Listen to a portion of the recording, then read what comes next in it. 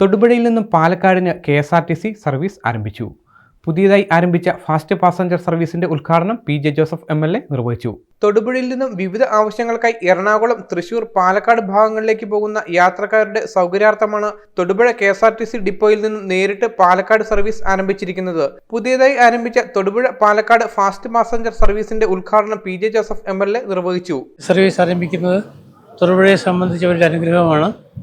ഇത് മണക്കാട് റൂട്ടിൽ മൂവാറ്റുപുഴ, പെരുമ്പാവൂരിൽ നിന്ന് രാജഗിരി റൂട്ടിൽ പോയി വരുന്ന സർവീസ് തൊടുപുഴയിലെ ജനങ്ങൾക്ക് വലിയ ഉപകാരമായി.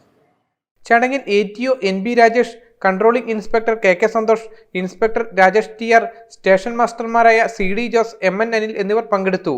തൊടുപുഴയിൽ നിന്നും വൈകിട്ട് 4 മണിക്ക് ആരംഭിക്കുന്ന സർവീസ് അരിക്കുഴ, പണ്ടപ്പള്ളി, മൂവാറ്റുപുഴ, പോഞ്ഞാശ്ശേരി, രാജഗിരി ആശുപത്രി വഴി രാത്രി 9:45 പാലക്കാട് എത്തുകയും തിരിച്ച് വെളുപ്പിന് 5:15 പുറപ്പെട്ട് രാവിലെ 11 മണിയോടെ തൊടുപുഴയിൽ തിരിച്ചെത്തുകയും ചെയ്യുന്ന രീതിയിലാണ് ക്രമീകരിച്ചിരിക്കുന്നത്.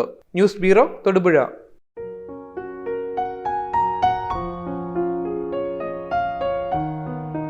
ശുചിത്വമായ സാഹചര്യങ്ങളിൽ വൃത്തിയോടും ശ്രദ്ധയോടും കൂടി ഗുണനിലവാരമുള്ള കൊപ്ര മാത്രം ഉപയോഗിച്ച് ചക്കിലാട്ടിയ നല്ല നാടൻ വെളിച്ചെണ്ണ.